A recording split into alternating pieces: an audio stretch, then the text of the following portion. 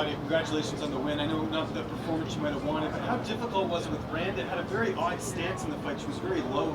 Was that difficult to sort of adjust to?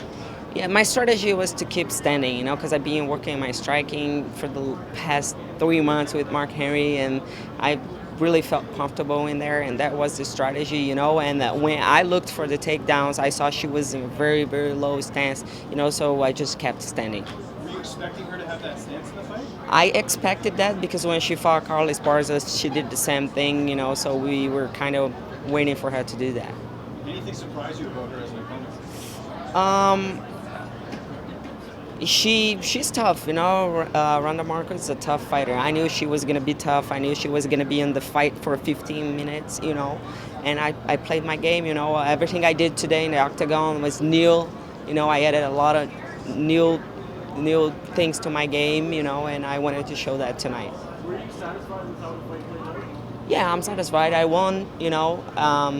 And Ronda is, like I said, Ronda is a tough fighter. She fought the best of the best, and she's been there for 15 minutes with everybody. Like almost anybody, almost nobody finished Ronda. Claudia, you talked in the cage how proud you were because people criticized your cardio and you fought a good 15 minutes.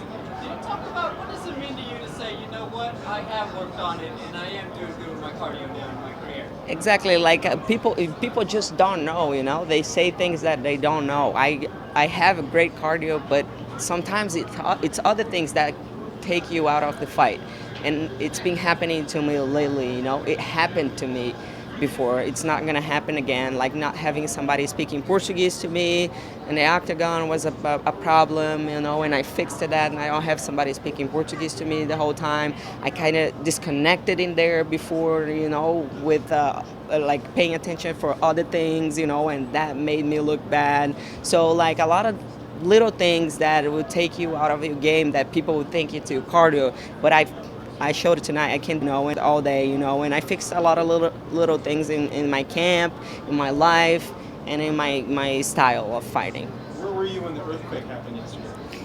I didn't even felt that. No? You No, didn't feel it? I didn't feel it. No. Have you been in an earthquake before? No, never. No. So, What do you make of the state of the division right now? You have big time fight coming out. Apparently, Joanne's coming back against Bishop Waters. Tatiana Suarez is going to be What do you make of the state of the whole strawweight? Well, oh shit. I was a little surprised because I wanted to beat Ronda tonight and call out Joanna, because I feel like it's 1-1 and we got to do a third fight. Like she owed me that. She knows that, and I wanted to fight Joanna again, but I was a little surprised when I found out she's fighting Michelle Waterson now. So let's wait for them to fight, and I'll wait for that to happen because I really want to fight Joanna again. Well, if Michelle Waterson's last time, would you take that fight instead of Joanne? Michelle is my friend. We agreed to fight if it's for the title. I love Michelle. She's a good friend of mine, and I really want to fight Joanna. who do you see winning between Andrade and Weili Zhang and the title? Andrade is a different animal. She's so strong, so powerful, and I even think it's not fair for her to fight in the strawweight division. Because I've been there with her for 3 rounds, and I felt like a dude was on top of me. You talked about you want to fight Joanna again. It's been a few years since that fight. We know you had the rivalry. What is it about Joanna? Is it just the fact that you want to get her the victory specific, or is it because you guys just don't like each other? We hate each other, and Joanna, like I respect her as a fighter, as a professional athlete, but I don't respect her as a person.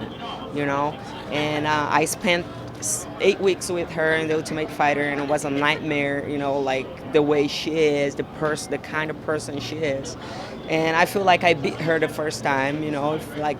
If everybody go back and watch that fight, I beat Joanna, and that was a nightmare for my life because I couldn't accept that loss. So I really feel like we gotta get back in there and do it again. You switched up your training camps after that. Was that to do with anything for Las Vegas?